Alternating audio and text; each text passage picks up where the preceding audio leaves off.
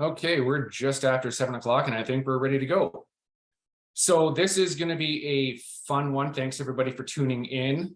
This is going to be a talk about C-21 and how that looks. Tonight, we've got Dr. Noah Schwartz with us. He's an assistant professor of political science at the University of Fraser Valley. Did I get that right so far?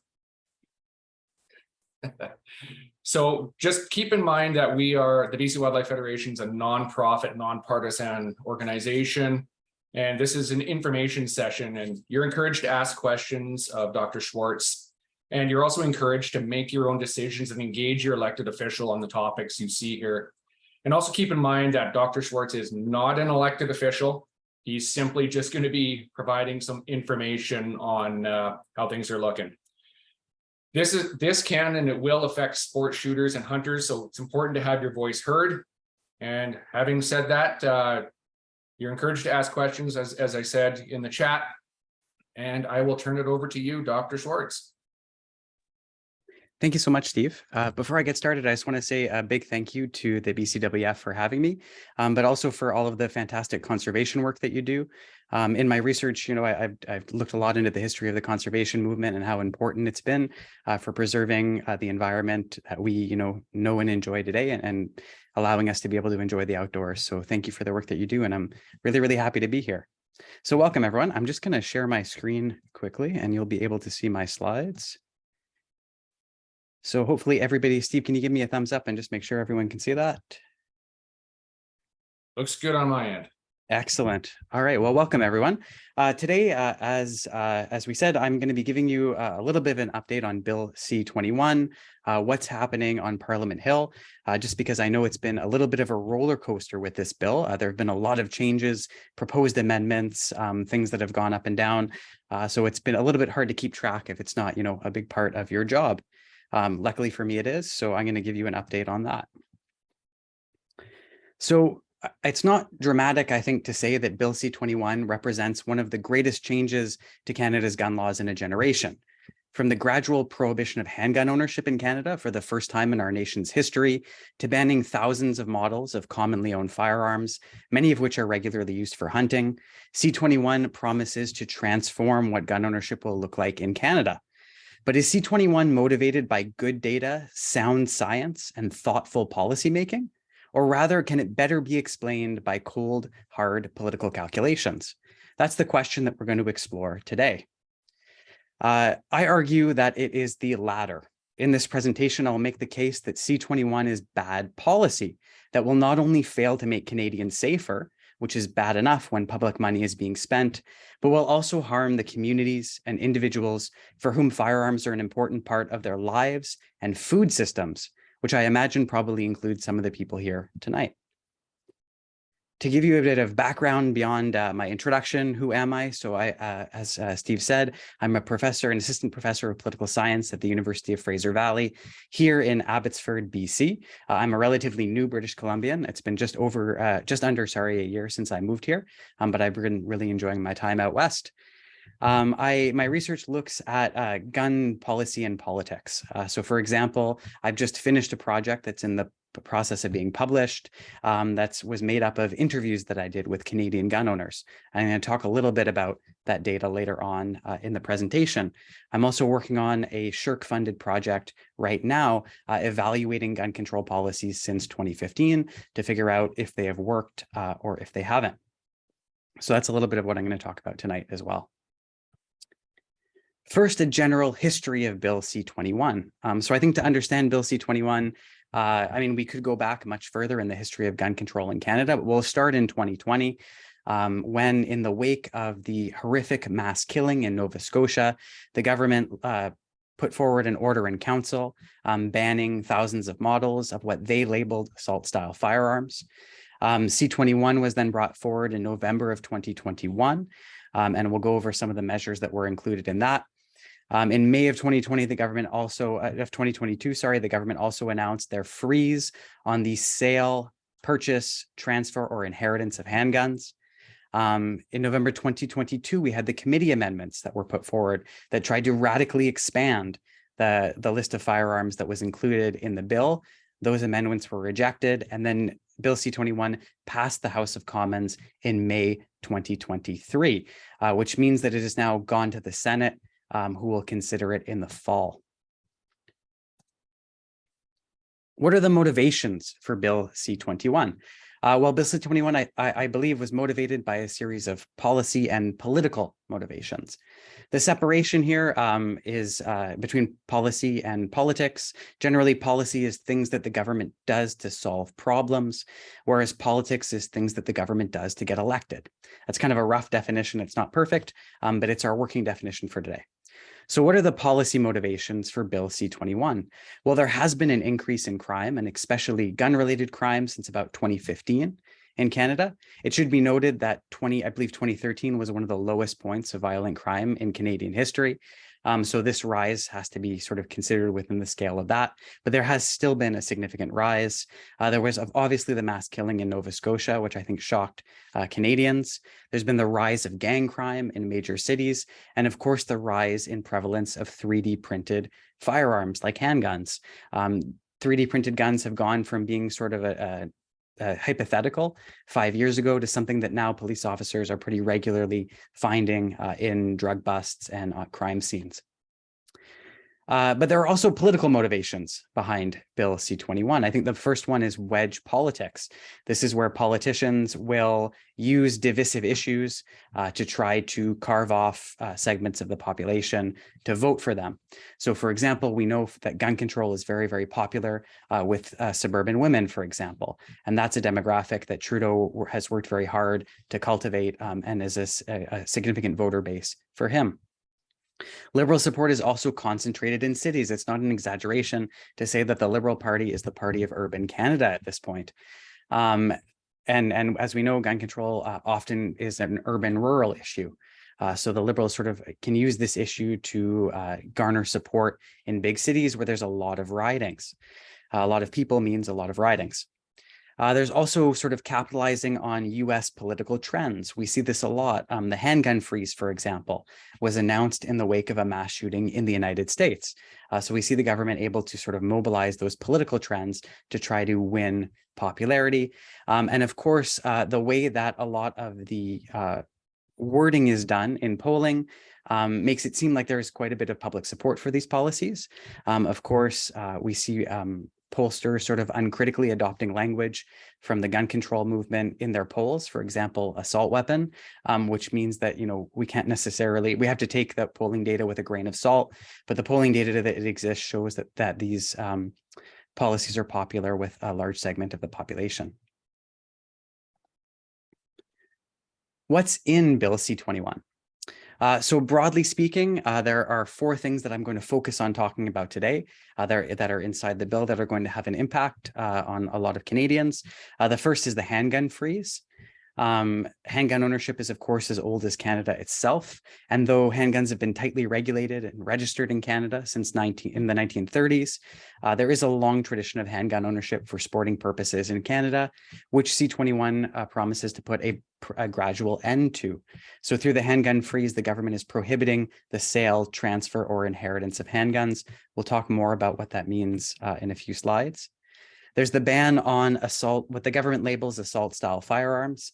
This codifies into law the Order in Council, which banned popular firearms like the AR-15, the Ruger Mini 14, but also expands it to include sort of a future definition. So any firearms produced after the date the bill comes into force that are semi-automatics that accept removable magazines will be prohibited. And then the government is planning to set up a committee made up of so-called impartial experts, but that will be appointed by the Minister of Public Safety. So there's sort of questions about how impartial they might be that will then see which firearms that are still in circulation that should be prohibited in the future. The bill, sorry about that. The bill promises to make changes to Canada's existing red flag laws and also ban the dissemination of 3D printed files, that can be used to make 3D printed firearms. So we're going to go over each of these measures in a little bit more detail. So first, the assault style firearms ban. To talk about this, we really have to go back to the origin of the term assault style firearm. Of course, when the government first announced the policy, they used the term assault weapon. They changed it after taking a little bit of heat during the consultation process to assault style firearm, which conceded that this wasn't maybe necessarily a technical designation. The origin of the term assault weapon comes from the Second World War, and it was used to refer to firearms that were capable of both semi-automatic and fully automatic fire and chambered in an intermediate cartridge, like the German Sturmgewehr, which was one of the first of these firearms. The term was brought onto the civilian side, first actually by firearm companies looking to advertise their products to make it sound sort of military-like. But then it was quickly picked up by gun control advocates as a way to mislead the public on what these firearms were capable of. And we actually have a quote from a policy document by a gun control advocate in the United States. The advocates at this time in the 1980s, they're frustrated by the lack of progress in regulating handguns in the United States. And in this policy document, the advocate literally says that it's easy to mislead the public using the term assault weapon because they don't know the difference between a machine gun and a semi-automatic rifle. So the origin, we have to be careful when we think about the term assault weapon because the term itself is a framing technique. It's something that's used to sort of shift how the public thinks about the issue. So that's why I'm always careful when I use the term assault weapon or assault style firearm. As the policy is developed, the government has had a lot of trouble defining what they mean by an assault style firearm. So when the order in council in 2020 was first announced that banned those models like the AR-15 and the Ruger Mini 14, they essentially had a list of firearms that were infamous in Canada. They'd been used in an incident. The AR-15, obviously very, very famous from American political debates. And they just used this list approach to ban a handful of firearms that they deemed to be assaulty. They took a lot of heat for this in the press and from pro-gun advocates. And so they wanted to create what they saw to be an evergreen definition of an assault style firearm. And this came later with their amendments that they tried to add to the bill. And this definition is any semi-automatic firearm that's capable of accepting removable magazines. So the problem with this is that this was hugely unpopular because a lot of popular hunting firearms, as I'm sure I don't have to tell a lot of the people here, are semi-automatic firearms capable of accepting removable magazines. So the government's had this sort of hot potato when it comes to defining assault style firearms. Do we define it too narrowly, right, with this sort of list approach, or do we try to create this actual technical definition that ends up capturing guns that maybe we don't want to ban because it's not politically popular? And they've finally sided on going broad. So as I said, this was first attempted through the failed amendments that happened in November and December of this year. These amendments, as I mentioned, would have introduced this evergreen definition right away of assault style firearm, and there was a huge backlash against them. Carey Price of the Montreal Canadiens, who is himself a hunter, spoke out against this policy. You had Indigenous groups like the Assembly of First Nations putting forward an emergency resolution opposing this policy. It was unpopular because it would have banned, as I mentioned, a lot of firearms that are typically used for hunting.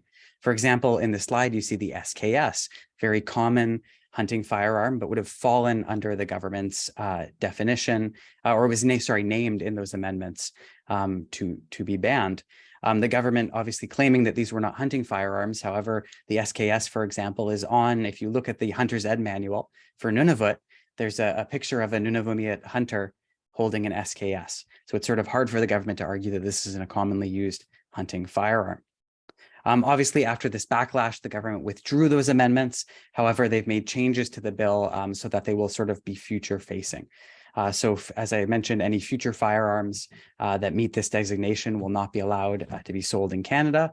And this committee that the government's putting together of experts will probably ban a lot of existing ones in a backward facing way. The big question: do bans on assault style firearms work? What does the academic literature tell us about this?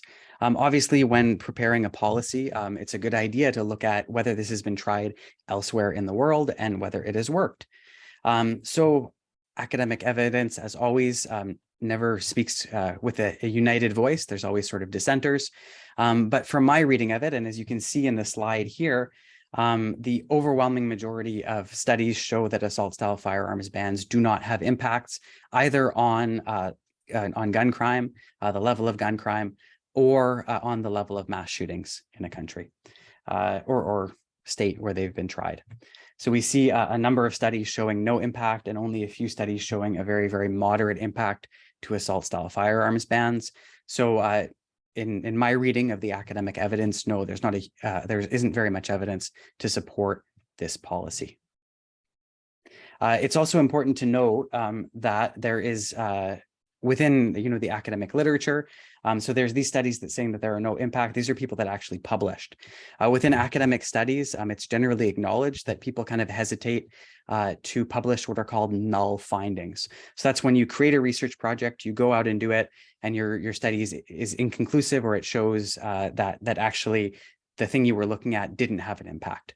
People sometimes don't want to publish that, and especially in a topic like gun control, which is so politically charged, you could see that there would be political incentives. People might be worried about being associated with certain causes that they didn't like if they published a study saying that gun control didn't work. So they might run the results and then not publish it. So I would expect that there's probably been a lot of research that has been done and aborted because it found that these policies don't work. All right, the next big measure in the bill that will have an impact on Canadians is the handgun freeze. So this is a freeze on the sale, transfer, and inheritance of handguns. It's kind of a slow burn handgun ban. The policy obviously is popular in a lot of big cities in Canada who are facing serious problems with handgun crime at the moment. The problem with the prospective success of this policy is that a lot of the handguns that we're seeing showing up on crime scenes are coming from the United States. Now, we don't have fantastic national data on this, so we have to rely on occasional reports from police agencies, but we know that in big cities, crime guns are mostly coming from the United States. So for example, in Montreal, 80% of seized illegal firearms were smuggled from the United States. 73% of all guns seized in Ontario come illegally from the United States, and that number is actually higher for handguns at 79%. You'll often hear pro-control advocates, for example, talk about data from Western Canada. They say, okay, sure, in the big cities in Eastern Canada, the guns are being smuggled, but in Western Canada, it's it's mostly legally owned firearms. And this, first of all, we still see in Western Canada that when it's reported, the majority are still coming from the US. But it's also important to note that Ontario is the only province with a special tracing program that actually traces most of the crime guns that they find. The rest of Canada only traces about 6 to 10% of the guns that come across in crime scenes. So the data from Western Canada is just not as reliable as the data coming from Ontario. There's not much recent data from British Columbia specifically, but a 2004 report found that 94% of guns seized by Vancouver police were originating in Washington state. So the reality is Canada doesn't have a handgun problem. We have an America problem at the moment. And unfortunately, this handgun freeze is unlikely to have any effect on the supply of handguns to the criminal market when it can be so easily replenished from the United States and then also increasingly through 3D printed firearms. Another big part of the bill has been changes to Canada's system of red flag laws. Now, since the Firearms Act was passed in '95, there has been a robust system in place to be able to take firearms away from people who pose a danger to themselves or others. The way that the system worked was that someone would call the police or the Canadian Firearms Centre. The police would sort of investigate and they would decide whether this person actually posed a threat. What the government has proposed is changes to this law to to expand the category of, to expand the way that this system will work. So for example, once the changes are made, anyone can go and approach a judge. They don't have to go to the police, and they can apply for someone to have their firearms taken from them, an emergency confiscation. This confiscation is done ex parte, so without the accused even knowing necessarily that it's happened. They're anonymous and the court records are sealed. So what does that mean? That means that, for example, if there is a an angry neighbor or someone who has an argument online or something like that, this person could approach a judge and request that someone have their firearms removed from them. A number of organizations have highlighted that these changes are vulnerable to abuses, especially against groups like police officers, Indigenous people, other marginalized groups who tend to be lightning rods for abuse in the current justice system. It could also be vulnerable to false, trivial, or vexatious complaints that under the existing system can be weeded out by police. What we know from the United States is that judges are generally err on the side of caution when it comes to taking firearms away from people. And that's understandable given their position. They might not necessarily know a lot of the details, whereas police have a bit more capability to do some investigating before they go in and take firearms from someone.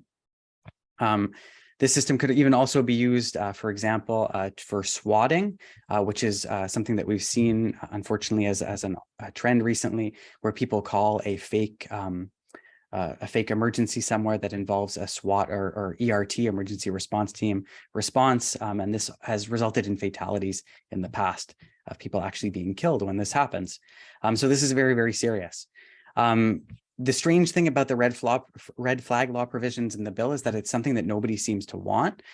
So, for example, the National Association of Women in the Law have said that this is going to be risky. It's not actually going to help the people that it's supposed to benefit, which are for example, women who are in abusive relationships. And the Canadian Bar Association has said that the existing laws are sufficient and preferable to the proposed changes. So this is a very strange, I'm surprised that they have kept it in the bill this long. There's also a process within the bill that would result in mandatory license ineligibility. So this means that anyone with a firearms license who is subject to a protection order, so like a restraining order, who has any history of domestic violence, no matter how long ago and regardless of the context, will automatically have their license revoked. There's no appeal mechanism in place for this. The important thing here is that the chief firearms officer already has the ability to revoke licenses from people with a history of domestic violence. That's why they do sort of interviews with people when they're applying for their license, when things like this pop up. Or if an incident happens, they'll interview the person later to see if they're a danger to the public, if they should be able to have their license extended. And this is problematic because it takes power away from the chief firearms officer, and it could result in people who are no danger to the public having their licenses revoked. Finally, the bill includes provisions to tackle 3D printed ghost guns. I think this is actually one of the good parts of the bill. We certainly need to take the threat of 3D printed firearms seriously. We're already seeing quite a significant rise in Canada of these firearms showing up on crime scenes. At the same time, I think we have to be realistic about the government's ability to control this. So the changes that the law would make would be to make it illegal to not only print a 3D printed firearm, which is obviously illegal now, but to possess the files that would allow you to do so. Obviously, this is I think a step in the right direction. However, I think there's going to be some serious challenges in implementing this because of, once again, our proximity to the United States. American courts have basically ruled that these firearms are protected by the Second and First Amendment. So the US government is unlikely to ban people from distributing these files. So I don't think it would be too hard, given the nature of the internet, for people to get their hands on them. As we know, with things like trying to control the proliferation of online child pornography, these are very, very challenging, but it doesn't mean that we shouldn't give law enforcement the tools to be able to fight it. So what's the impact of C-21 on stakeholders? To me, this is where I sort of get up on my pedestal. I think this is the part of the law that doesn't get talked about enough in the public discussion. I think a lot of Canadians, I can go and I can tell them, look, assault style firearms bans don't work. The handgun freeze is probably not going to work if you look where handguns are coming from. And I think the average Canadian will say, okay, but it might work, so why don't we do it anyways? Because they don't see necessarily the community of stakeholders that are going to be harmed by these policies. So I also try to make sure to communicate those harms to the public, because I think they're important to share. There's going to be obviously a significant impact on sport shooters and collectors, right? Many shooting sports in Canada, like IPSC, like cowboy action, will face, a slow decline and then eventual death as people age out. If you can't sort of sell your handgun, if you can't replace it when it breaks, if you can't pass it on to the next generation, obviously no sport can survive for very long if no new members are joining the sport.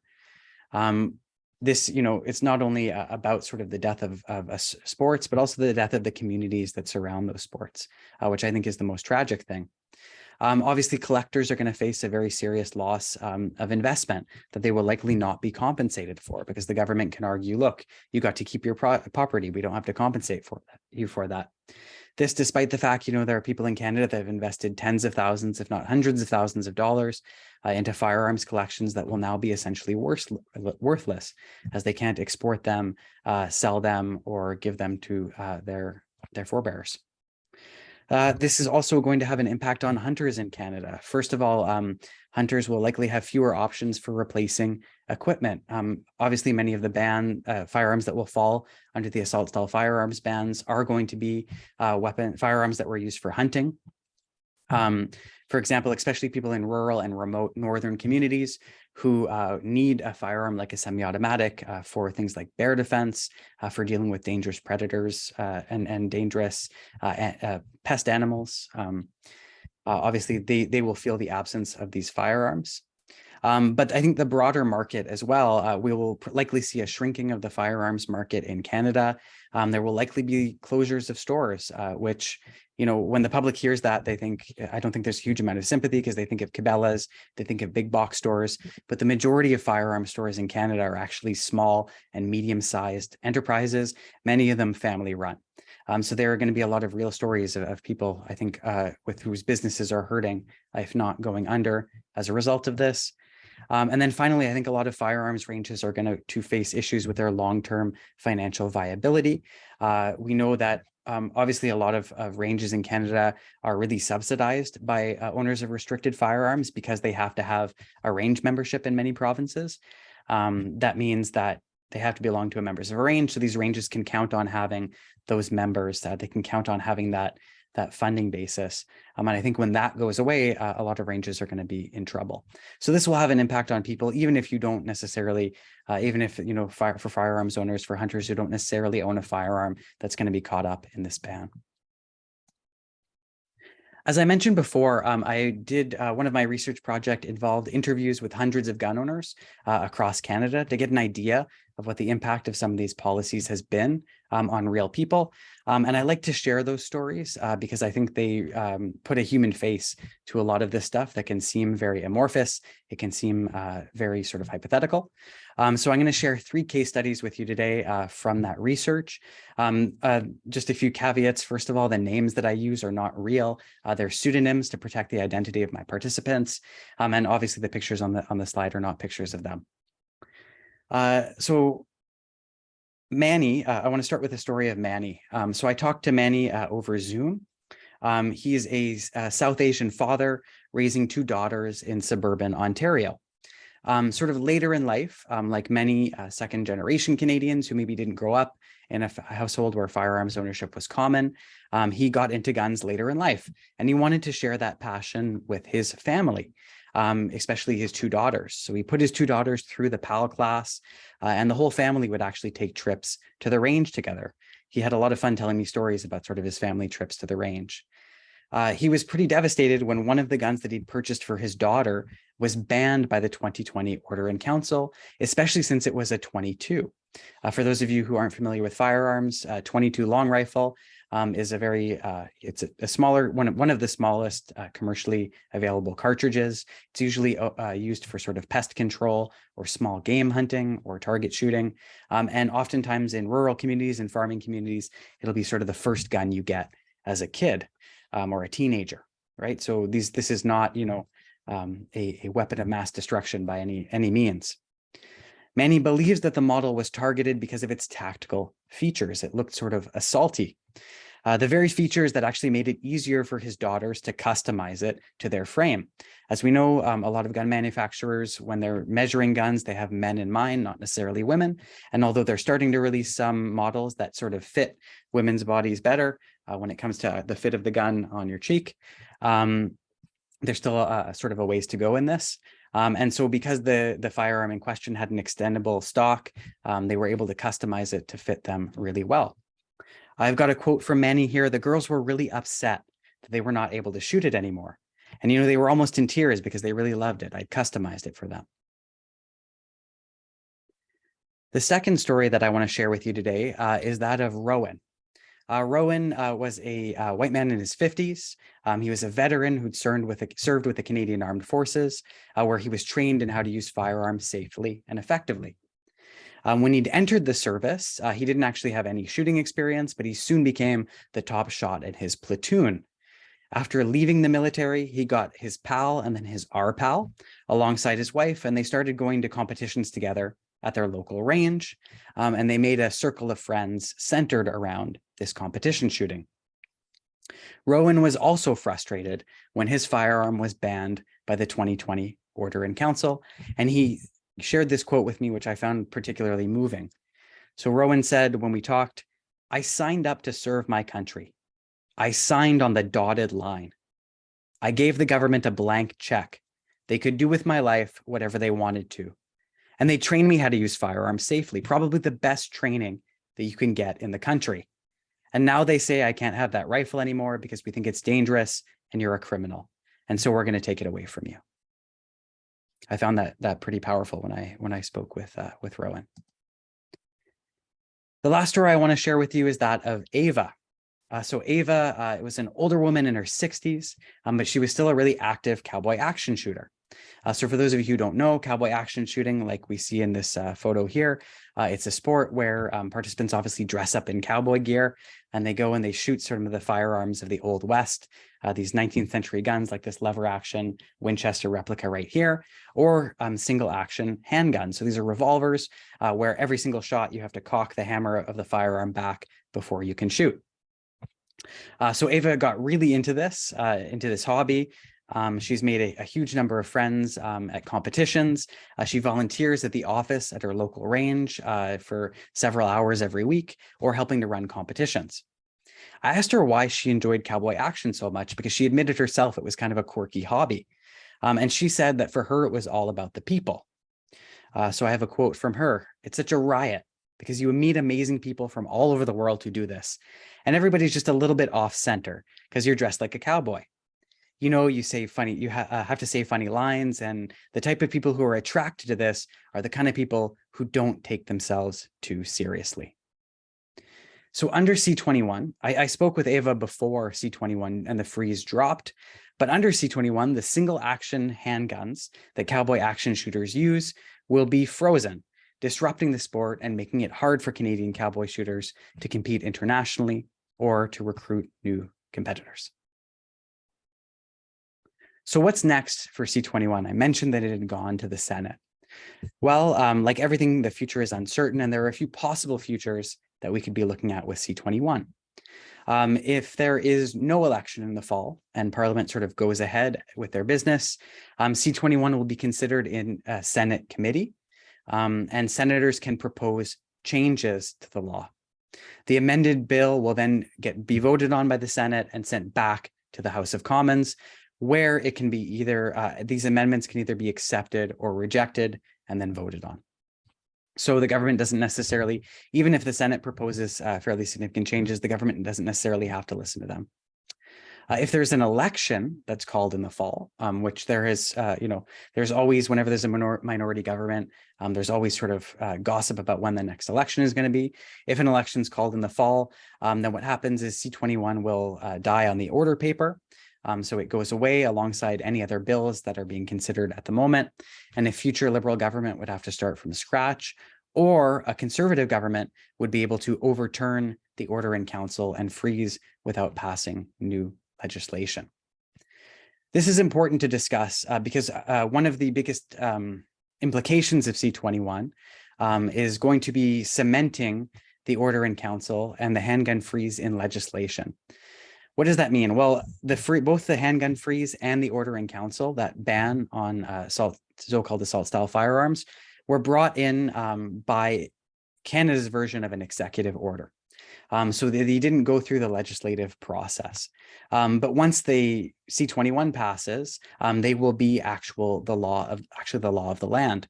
And this makes it more difficult for a future government to be able to change them. Especially if you consider the political considerations around this issue, right? So if the future Conservative government came to power and wanted to say overturn the handgun freeze, they would have to put this through Parliament. This takes about a year and a half sometimes to accomplish, and it would give the Liberals or the NDP a lot of opportunity to go in the press and talk about how, the Conservatives are putting handguns back on the streets and in the hands of criminals. So it would create a difficult public relations problem for the party, which means that likely if C-21 passes the way it is, it's very, very unlikely that it's going to be changed in the future. So we're at sort of a critical moment in the life cycle of this policy. So as I've mentioned, to sum up, I suppose, C-21 will have a little impact on crime in Canada, as far as I'm concerned, having looked at the evidence, but a significant impact on stakeholder communities.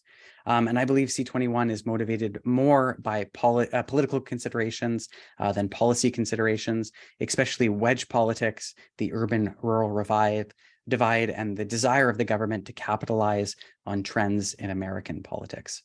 Thank you so much for your attention today, and I'm really looking forward to hearing everybody's questions.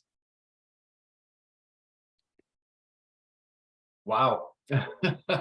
I knew that would be fun. I knew that would be informative, and I know I won't be the only one that thinks that. So any questions out there for Dr. Schwartz? I've got one here that says, what are you doing about getting the older hunting community on board with the eventuality that all their guns will also be taken away? Yeah, so this is where I think I have to emphasize again that I'm an academic and not an advocate. So I'm, looking at the research, I'm seeing what it tells me. In terms of advocacy, I'm sort of limited to writing papers and policy documents and stuff like that. I think to piggyback on that, I think maybe one of the positives that we can focus on is that the conservation movement in Canada, I think one of the big wins of the conservation movement in Canada has been cementing in the minds of Canadians the importance of hunting. I think when we hear discussions on gun policy, hunting is sort of that red line in Canada that the government doesn't want to step over, or at least doesn't want to appear to step over. And I think hopefully that means that there will be a tradition of licensed, responsible Canadian gun ownership for some time to come when it comes to sport shooting and hunting. But I do think that, this is going to have a significant impact on the community. And especially as we're seeing, fewer and fewer younger people getting involved. I think there's a lot of barriers to entry for young people who want to get involved in hunting or sport shooting. When you think about the licensing process, having land to go out to hunt and shoot on and things like this, even, having a car to be able to go to a range, right? It's illegal to take a firearm on a bus in Canada in most places. So if you don't have a car, essentially, and you don't live within walking distance of a range, you can't participate. So I think, there are some significant issues that the community is going to face in the future. Yeah, I know from a BC Wildlife Federation standpoint, we're doing a lot of on the ground advocacy. We're going to a lot more events. We took part in National Range Day this past June and addressed thousands of people that we wouldn't normally get a chance to do some FaceTime with, and gave them some handouts and told them how they can get involved. We're hitting up gun shows and we're in a lot of media. And I know last year alone, we were over 14 million plus views in print and online with over 400 articles. So we are getting out there. We're getting the message out there. So thanks for your question.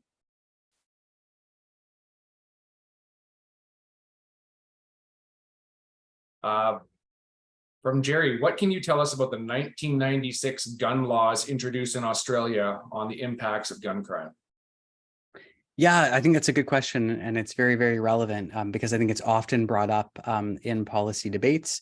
I think once again, a lot of times you will have certain advocates standing up and saying, we have all the facts, we have the evidence on our side, but when you actually look into what they're saying and the evidence that they're putting forward, it's actually not that clear. And I think that's really the case in Australia. Australia is often sort of used as the case study for defending bans like this. But the work that's been done evaluating the changes, what happened after the changes to the gun laws there, really is fairly murky. So I don't think we can really say confidently that Australia is the sort of success story that it is based on, the academic literature, the evidence that's out there.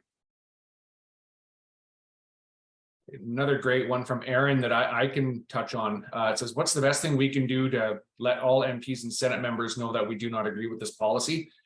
Meet with them. The best thing you can do is meet your MP elected official in person.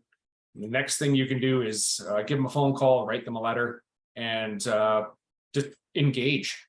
We hear it time and time again from elected officials that the best thing you can do is tell them over and over. When they hear it enough, they start to listen, and they come into the house and say, we had 500 to 1,000 constituents engage on the same stance, and they don't like what's going on. Things will change. So thanks for that.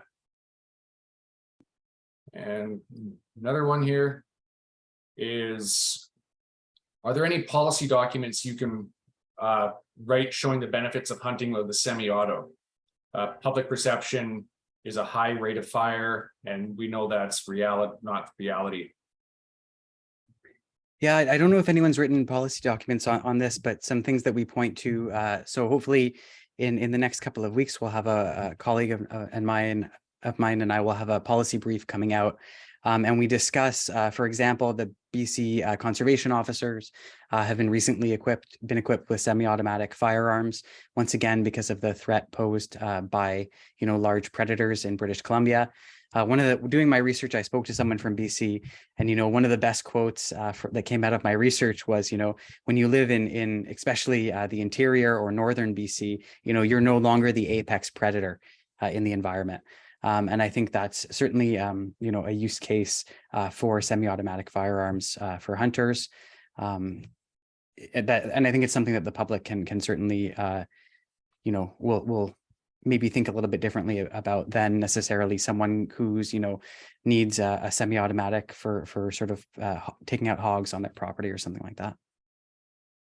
One from Rocco. Once you publish your paper, how would we go about getting a copy of it? Can we use this information contained to inform discussions with others via social media? Yeah, definitely. So it should be coming out from it's being published by the Macdonald-Laurier Institute. So it'll be made publicly available once it comes out. If you want to follow me on Twitter at Noah Schwartzy, hopefully that'll be, I think that was attached to the invitation to the event. I'll be sending it out through my Twitter feed. One from Marty. Have you done any research regarding the money being spent on this campaign and how we could better apply the money towards more policing, border surveillance, and stiffer punishment for gun crimes?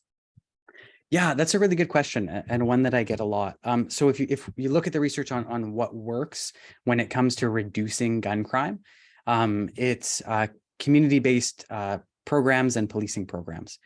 So these are things, for example, like it's the cure violence model that's been tried in the United States. And this will be things where, for example, you have community advocates that will intervene in gang conflict. We know that gang conflict is one of the big sources of the rise in gun crime in Canada recently. Especially, I think, if you live in Vancouver, if you live in the Lower Mainland, like I do, you've sort of gotten used to hearing sort of daily stories of very, very tragic, shootings, stabbings, things that are involving people who are involved in gangs. And we know that things like gang intervention, for example, programs that actually intervene in the lives of young people who are vulnerable to joining gangs or who have already joined gangs to try to get them out of the lifestyle. These work really well. There's a model in the United States. I'm blanking on the name right now. I should have had it with me in my notes. But they will actually go intervene in gang conflict. So for example, oftentimes a gang conflict will involve like a tit for tat shooting, right? You shoot one of my members of my gang, I'll shoot one of the members of your gang, and they will have community volunteers that will actually go in, or trained social workers or counselors who will go into the hospital and talk to people who have been the victims of shooting and try to encourage them to mediate the conflict in different ways. So these programs, they seem sort of, they don't sound necessarily as sexy to the public as gun bans, right? Gun bans sound very concrete. They sound very, oh, sorry about that. I don't want to do that. They sound very concrete. They sound very aggressive. Things like community-based programs they don't necessarily sound as concrete. They don't necessarily sound like they'll deliver immediate results, but we know from the literature in the long term that these are the programs that work. The government has sort of paid lip service to this. They've been doling out money in lump sums, but the way that they're giving out this money doesn't create sort of long-term sustainable programs, which I'm sure the BCWF will tell you need long-term sustainable funding to be able to do anything. These sort of one-off grants don't create the kind of programs that we need to be effectively tackling crime in big cities. One from Chris. Why and how did they come up with the 10,000 joules of energy? Any idea on that one? I'm not sure. Yeah, no, I don't necessarily have an in with the RCMP, so I'm not sure. I assume that there was I mean, their intention there. I've been doing a project also looking at debates in the House of Commons, and going back to like the Harper era, there were at one point there was Liberal MPs started talking about sniper rifles on the streets, and that was a really big concern. And I think they were talking specifically about 50 caliber firearms. So I think that their intention was to ban 50 caliber, 50 BMG, something like that, without banning sort of larger caliber hunting rounds that you would need, for example, for moose hunting. And 10,000 joules was, I guess, the magic number that they came up with. Obviously, with guns, everything is technical, everything is complex, and I think it ended up being more complex than they thought it would be. But that's my guess if I had to speculate on where that came from. But obviously, I was not in the room. Yeah, definitely one that we've had that question a lot, and same sort of thing. No idea where it came from. Do you know the number of legal gun owners in Canada? Yeah, so that's my understanding. It's about between 2.2 and 2.3 million licensed gun owners. There's also a population of people that they're called being in peaceful possession of a firearm. So these are people, usually older folks, who sort of let their license lapse, often by accident. The old neighbor that has a shotgun in the attic that they just haven't thought about in a while, things like that. And we don't necessarily know. It's obviously hard to get an accurate picture of how many of those folks there are. But generally the number that is put out by the RCMP is 2.2 to 2.3 million. Wow, that's impressive. Another one. We need to educate the public. Do you have any recommendations on how best to educate them? Yeah, I mean, I think the biggest thing is just to talk about. I think a lot of the problem with talking about gun control in Canada is that the United States is such a big presence in Canadian politics. I know so many Canadians who follow US politics much more closely than they do Canadian politics. It's almost like a sport for Canadians to watch. And so obviously people see the tragedies happening in the United States, and they see sort of the movement for gun control in the United States, and they kind of equate that to the movement for gun control in Canada. I think most Canadians have sort of an intuitive understanding that Canada has some sort of gun control. When surveys have asked Canadians questions of what exactly that looks like, they tend to not be able to give a very robust answer. So most Canadians don't really have a good idea of what that means. So I think, what I try to do when I talk to the public on radio shows, on TV shows and stuff like that, is to give people an idea of the system that we have in place. And also to talk about how, I, for example, am not opposed to gun control. I think that gun control is important, but I think that like any policy, gun control hits what I call a point of diminishing returns. So that's where an increase in gun control stops leading to a massive increase in public safety. And I think Canada hit that in the 1990s. I think there's a lot of evidence to support that. and that these additional measures being proposed are not going to lead to increased public safety just because they sound tough. That's sort of the tack that I try to take. Okay. What are the major points that should be discussed with elected officials when meeting with them? We need to be on the same page as responsible gun owners. Yeah, I think, I mean, obviously being able to come prepared with policy documents, with things that you've read, you know, showing up, you know, being informed, showing that you know what you're talking about. I think just placing the emphasis on the fact that these policies are not likely to be effective, and that money could be better spent elsewhere. That's why I spend a lot of time talking about community-based programs, and talking about the better solutions that are out there, the better uses for this money, where we could actually help people, we could actually save lives. Because I think oftentimes opposition, you know, we can oppose a gun control law, but if we don't suggest something else in its place, people just think you're kind of being oppositional. They think you're sort of the stereotypical angry gun owner who's just not happy with any kind of gun control. Whereas I think the message that you know we need to send is that these policies, you know, you're not opposed to gun control, you're opposed to policies that don't work, and these aren't going to be effective policies. And there are a whole host of policies that you know that can work. And hopefully the policy document that I put out will, you know, equip people with the tools to be able to take this to their MP and have a more informed conversation. Great. Another one, in your opinion, if C-21 passes in the Senate, do you believe the Indigenous community has the grounds to challenge this new legislation as a human treaty charter rights violation? And if so, would an exemption be sought, or would this permanently affect their way of life?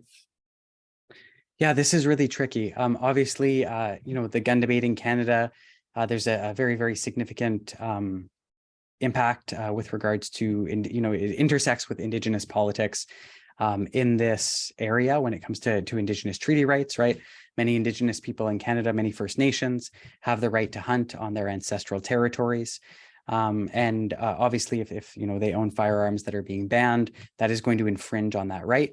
I think it'll be I think it would be something that could be taken to the courts. I'm not at all a constitutional law expert, so I'm not going to try to give an opinion on what the court would do with that, because I simply just don't know. I think there would certainly be grounds for a challenge. My instinct is that the government would probably try to find some sort of exemption for Indigenous peoples to try to mute that criticism, just because that is a major weakness for them. And it's a point where the NDP has been seen to be willing to kind of jump in and say, hey, you know, if this is going to impact Indigenous people, we might consider pulling our support. So I can see the government sort of bending over backwards to try to make sure that this doesn't impact Indigenous people. But once again, this is all speculation. It's hard to say. Since 2020, has gun crime increased or decreased? Well, I can't speak specifically to the data since 2020. I'd have to go back and take a second look. Important things to remember when we're reading data on increases and decreases in gun crime. So all crime is cyclical. There are sort of natural rises and falls that we see over the years in crime. I know that sort of since, until 2013, gun crime was trending down to fairly historic levels. Afterwards, it started sort of going up again. And especially after 2015, we saw that rise. I'm not sure on where I think it increased during the pandemic, but I'm not sure whether it's leveled out. I haven't checked the most recent data yet. Okay, I think coming, that probably the last one there that I can see. I'll just give it another minute, see if anybody has any more going to come in from Facebook. But that was wonderful. That I knew I'm passionate about learning about stuff like this. So I knew I was going to learn some stuff, but you really opened my eyes to a couple of different perspectives, and I appreciate you taking the time there. So let's just see if we have anything more coming in. No, it's really my pleasure. I'm always happy to have a chance to talk about this stuff. Okay, last one. Will you testify in the Senate? Yeah, if I'm invited to, I'd love to. That process of course, you actually have to have you have to be asked to come and testify. You can't necessarily put your name in the hat yourself. But yes, hopefully, if I am invited, I'll get the chance to do that in the fall. Awesome. Okay, that looks like it. No more have come in. So that was amazing, as I've said a couple of times. So really like to thank everybody for tuning in. This will be up on our Facebook to be watched at people's leisures. And yeah, did you wanted to you have a book coming out or something you were mentioning before we got going, or your paper? Yes. So hopefully, I can't, it's a bit too early to start too much promotion yet, but hopefully I'll have the book coming out in the next year or so, Targeted, Citizenship Advocacy, and the Canadian Gun Debate. Also, please give me a follow on Twitter at Noah Schwartzy. Hopefully we can maybe put that in the Facebook post Sure. so that people can have it, and you'll be able to sort of keep abreast on all of the news. Awesome. Well, thanks again for your time, Dr. Schwartz, and thanks again to everybody for tuning in. Thank you very much, everybody. All right. Have a good night, people.